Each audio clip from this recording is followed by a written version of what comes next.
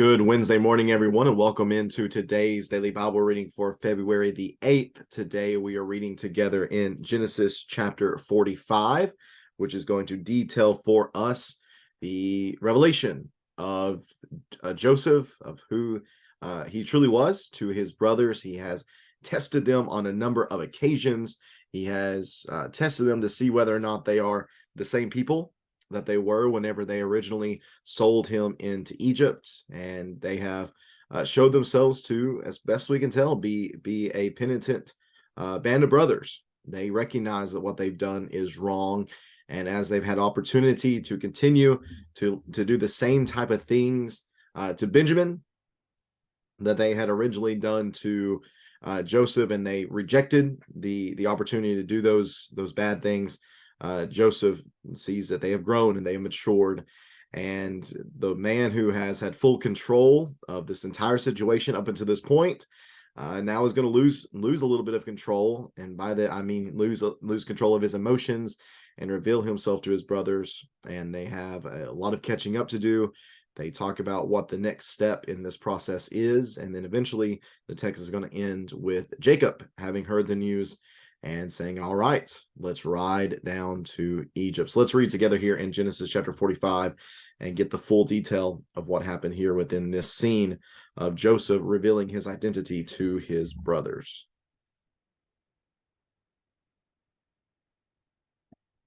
Genesis 45 and verse number 1.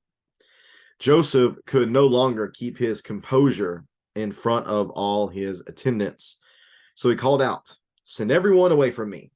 No one was with him when he revealed his identity to his brothers, but he wept so loudly that the Egyptians heard it, and also Pharaoh's household heard it. Joseph said to his brothers, "I am Joseph. Is my father still living?" But they could not answer him because they were terrified in his presence. Then Joseph said to his brothers, "Please come near me." And they came near. "I am Joseph, your brother," he said, "the one you sold into Egypt. And now don't be grieved or angry with yourselves for selling me here, because God sent me ahead of you to preserve life." Verse number 6, "For the famine has been in the land these 2 years, and there will be 5 more years without plowing or harvesting. God sent me ahead of you to establish you as a remnant within the land and to keep you alive by a great deliverance. Therefore, it was not you who sent me here, but God. He has made me a father to Pharaoh, lord of his entire household, and ruler over all the land of Egypt. Return quickly to my father and say to him, this is what your son Joseph says. God has made me lord of all Egypt. Come down to me without delay. You can settle in the land of Goshen and be near me, you, your children, and your grandchildren, your flocks, your herds, and all you have. There I will sustain you, for there will be 5 more years of famine. Otherwise, you, your household, and everything you have will become destitute. Look, your eyes and the eyes of my brother Benjamin can see that I'm the one speaking to you. Tell my father about all my glory in Egypt and about all you have seen, and bring my father here quickly." And then Joseph threw his arms around his brother Benjamin and wept, and Benjamin wept on his shoulder. Joseph kissed each of his brothers as he wept, and afterward his brothers talked with him. When the news reached Pharaoh's palace, Joseph's brothers have come, Pharaoh and his servants were pleased. Pharaoh said to Joseph, "Tell your brothers, do this. Load your animals and go on back to the land of Canaan. Get your father and your families and come back to me. I will give you the best of the land of Egypt, and you can eat from the richness of the land. You are also commanded to tell them, do this. Take wagons from the land of Egypt for your dependents and your wives, and bring your father here. Do not be concerned about your belongings, for the best of all the land of Egypt is yours." The sons of Israel did this, and Joseph gave them wagons as Pharaoh had commanded, and he gave them provisions for the journey. He gave each of the brothers changes of clothes, but he gave Benjamin 300 pieces of silver and 5 changes of clothes. He sent his father the following: 10 donkeys carrying the best products of Egypt, and 10 female donkeys carrying grain, food, and provisions for his father on the journey. So Joseph sent his brothers on their way. And as they were leaving, he said to them, "Don't argue on the way." So they went up from Egypt and came to their father Jacob in the land of Canaan. They said, "Joseph is still alive, and he is ruler over all the land of Egypt." Jacob was stunned, for he did not believe them. But when they told Jacob all that Joseph had said to them, and when he saw the wagons that Joseph had sent to transport him, the spirits of their father Jacob revived. Then Israel said, "Enough! My son Joseph is alive. I will go to see him before I die." And that is Genesis chapter 45. All right, looking at this text, the big reveal, really the climax of this whole ordeal that has been taking place between Joseph and his brothers. Again, this one who has been in control of this entire situation loses control of his emotions because he just can't take it anymore. Everything that he has seen, remember, this is coming on the heels of this very impassioned speech from Judah, where Judah really pours his heart out to Joseph and really lays out how much he has grown and matured throughout this entire ordeal. So much so that he even would give his own life for Benjamin. He said, "Take me as your slave and allow Benjamin to go. I will be your slave in place of him." Joseph sees this. He sees the compassion that Judah has for Benjamin. He sees the concern that he has for his father. He breaks down and sends everybody away. Numerous reasons for this. Number one, this is a family matter. He was going to deal with it with his family. Number two, wouldn't be the best look for the subordinates of this very high level man within Egypt to see their lord and master probably be so emotional. Others also think that this is so these pagans won't see the family of God, revealing a big dispute between them. Whatever it is, that they're sent out, but they're not so far away that they still can't hear Joseph. Again, if he were to call for them, they need to be able to hear to come do whatever he says. But as far away as they are, they can still hear him, just very emotional, weeping so loudly that the others are able to hear. Now, within the text, if we're carefully reading the text, we'll notice that the narrator of the story, for a long time in this narrative, has been referring to Jacob's brothers as the men. The men, the men, the men, the men. There's certain times where they're called brothers, but the vast majority of the time they're referred to as the men. Well, now they are referred to primarily as his brothers. And this is because, again, this relationship is on the verge of being mended and healed at this point. He reveals himself to his brothers. "I am Joseph. Is my father still living?" Not "is your father still living," but "is my father still living?" And at this point, they're terrified. They're thinking, "What is going on here?" They're terrified in his presence. They are completely in his power. Remember, Joseph has been portraying himself up to this point as kind of a harsh, cruel man. And yet now it's Joseph, and they're thinking, "Oh man, has he just become entirely harsh and cruel?" But certainly that is not the case. He was really just playing up the bit in this situation. So Joseph invites them. He invites them to come near to him, invites them into intimate conversation. "Please come near me." And they did at this point. They did not invite themselves near. He invited them to come near. And they did come near to him. And he begins to speak to them. He said, "I am Joseph, the one you sold to Egypt." But he says, "It's not really that you sold me, but it's that God sent me ahead of you. God sent me ahead of you. So don't grieve and don't be angry." This is entirely God, or Joseph, recognizing God's providence in all of this. "God sent me ahead of you to preserve life. There's been a famine for 2 years. There's going to be more famine for another 5 years. But God sent me ahead of you to establish you as a remnant within the land and to keep you alive by a great deliverance. Therefore, it was not you who sent me here, but God. He made me a father or chief advisor to Pharaoh, lord of his entire house and ruler over all the land of Egypt." I don't know when Joseph exactly connected all these dots to recognize that that's what God is doing here. I don't know if there was just one particular moment, aha moments, where the lights kind of came on and he understood this, but he understood rightly. This is what God was doing. That though it had been the brothers that had acted, that had been the ones making these decisions, it was God who was pulling the strings behind all of it and working it all out for his glory and for the fulfillment of the promises that he had made to Father Abraham. So he's not concerned with the brothers. He says, this was God's doing, and I recognize that now, and I don't hold any hard feelings towards you, and I don't want you to feel grieved or to be distressed with all of this. The next point is for him to say, go ahead and return. Go tell my father about all this, but I want you to come back to me. Come back here without delay. You can settle in the land of Goshen, probably on the eastern side of Egypt. I believe this would be what is known in Egypt as, let me see, Ramses. I don't know, something of that nature. That is the area that they're going to eventually settle in. Is a very fertile area. And Joseph says, I will sustain you, for there will be 5 more years of famine. We've got to ride this out together. God put me in this place for this position, for this reason, and we're gonna ride it out here.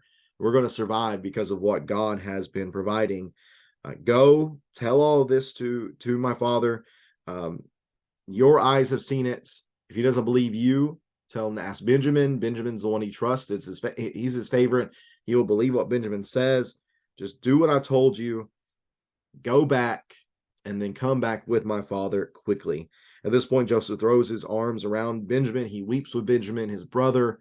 Then he also kisses each of his other brothers and weeps with them. This is a strong moment of reconciliation between the brothers.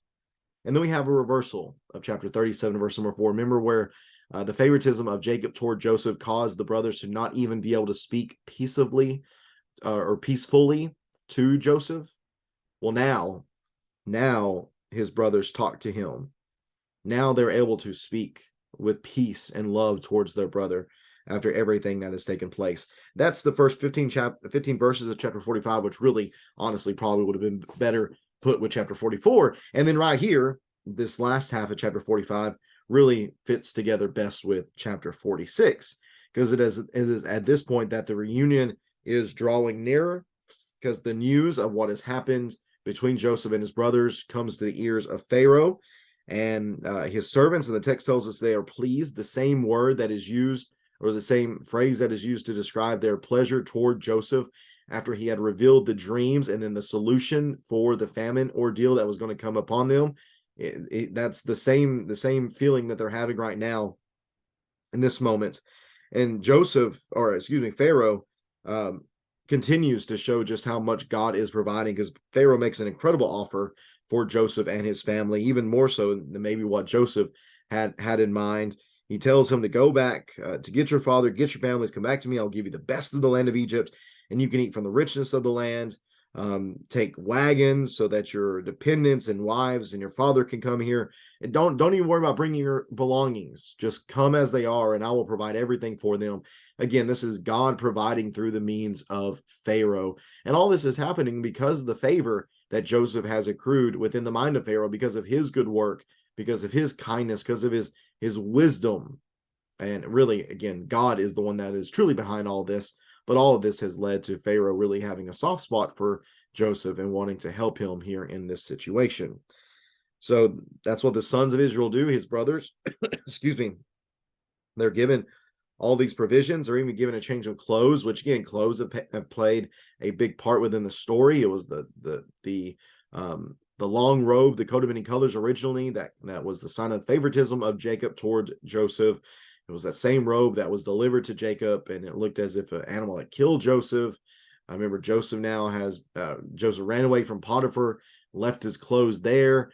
There was his change of clothes as he rose to a position before Pharaoh and then became a leader within Egypt, changed clothes as well. So here's just this motif of clothes showing up again. But we also have 300 pieces of silver that is given to Benjamin. I think really the final reconciliation piece of the silver that had been used to betray Joseph, that has been leveled out now. But the favor that Joseph has toward his full-blooded brother has seen even more so in the 5 changes of clothes that were given to him. Again, they're loaded up with a number of supplies and provisions. And as they're on their way, Joseph tells them to not argue on the way. Don't play the blame game amongst yourself, trying to figure out who you're going to blame for all of this once you start telling dad everything that's taken place. That's one thing. That's one possibility here. Another possibility that Alter says is that they, to not argue among themselves, is to not be anxious, meaning don't be fearful. Don't worry. This is not just another ruse. This is not something I'm doing in trying to get back at you. Everything's on the up and up now. I'm going to be completely honest with you. I'm going to provide for you in a perfect way. Everything's good. So don't try to blame one another. Again, God has been the one that's behind all of this. He has provided the means for all this to take place. We're good. Everything's fine. So they get back to Canaan, and they tell Joseph, or they tell Jacob, that Joseph is alive and he is ruler over all the land of Egypt. And the text says in the CSB that Jacob was stunned, or his heart stopped, or his heart was numb. It's almost a comical scene, because remember, he had said earlier that if you take Benjamin down there and Benjamin doesn't come back, then I'm just going to die. Well, here he receives the best news. Not only is Benjamin back, but Joseph is also alive, and he still almost dies. He's so shocked by this that his heart becomes numb. He's stunned. He does not believe them, but they reveal everything that Joseph had told them. They show all the things that Joseph had given them. And the text says that the spirit of their father Jacob revived. And then just from one sentence to the next, the spirit of their father Jacob revived. Then Israel said, enough, my son Joseph is alive. I will go down to him before I die. He had been Jacob. All the years that Joseph had been gone, he'd been Jacob again. He had been full of gloom and doom and despair. But now that he knows that Joseph is alive, now he's Israel again. Now he's the one that's in covenant with God. That's at least how he's behaving. His complete mindset and attitude has changed completely. And I will go down to see him before I die. Who knows if Jacob knew that he would die in Egypt? Who knows if he thinks this is going to be a short-term stay or a long-term stay? Remember, this is going to end up being a long-term stay, going back to the promise that God had told Abraham that his descendants would be in another land for many, many years. So we are now at that point where it's time for the family of Abraham to make its way down to Egypt, in what is going to be an incubator of sorts, where they can be separated from the pagans in Canaan, and they can live amongst themselves, and they can multiply amongst themselves, and they can become the great nation that God had promised that they would be. So that's what we see here in Genesis chapter 45. I noted yesterday about Judah portraying himself as a type or a shadow of Jesus. But here we see that with even Joseph himself within this chapter, that he shadows Christ. He was the favorite son who was given up for two brothers who hate him, just as Joseph's brothers had hated him. Again, Jesus's own Jewish brothers are going to hate him as well. He was also sold for silver. Joseph was. Jesus himself is going to be sold and betrayed for silver at the hands of Judas and the Jewish leadership. And then finally, Joseph here is made Lord over Egypt, and Jesus, of course, is made Lord over everything. There is everything that's being put under his feet. So here, as we continue to think about what is God going to do with the issue of sin, remember, the sin is being rectified through the descendant of the woman, specifically through the descendant of, that's Genesis 3:15, but then specifically through the descendant of Abraham, Genesis chapter 12 and verse number 3. Well, here's another example of those who are along the way of the story, who are in different chapters of the story, foreshadowing what the Messiah himself is going to do. And certainly we see that even of Joseph here within this story as well, as he foreshadows and becomes a type of Christ. I appreciate so much you tuning in for this reading on this Wednesday. Looking forward to being with everyone tonight as we have our monthly song service, song, scripture, and supplication service. It is one of the most encouraging nights of the month, and we're very much looking forward to being together. Let's continue to remember those who are traveling right now. We have a few who are down in Florida for lectures, and others who are away too, some dealing with various illnesses. Please pray for them. And I also encourage you as well to pray for a couple of cousins of Katie, some good loved ones of ours in Middle Tennessee. You've been praying for them, Drew and Lene, and their little girls who were born prematurely. They were twins, and one of them, Elena, was having the heart issues. She's not been doing very well the past few days, having a lot of struggle with her breathing. So if you could, please pray for her, especially that she'll be able to regain some strength and be able to make strides toward hopefully being able to leave the NICU and go home to be with her family. The road ahead of her is uncertain, but the prayers that are offered by the saints on her behalf and for Drew and Lene, I know they're very much appreciated, and they bring a great deal of comfort to them. So I would ask you to please pray on their behalf. Thanks again for tuning in today, everyone. We'll be back at it again tomorrow, reading together from Genesis chapter 46. We'll read that together then. Take care and God bless.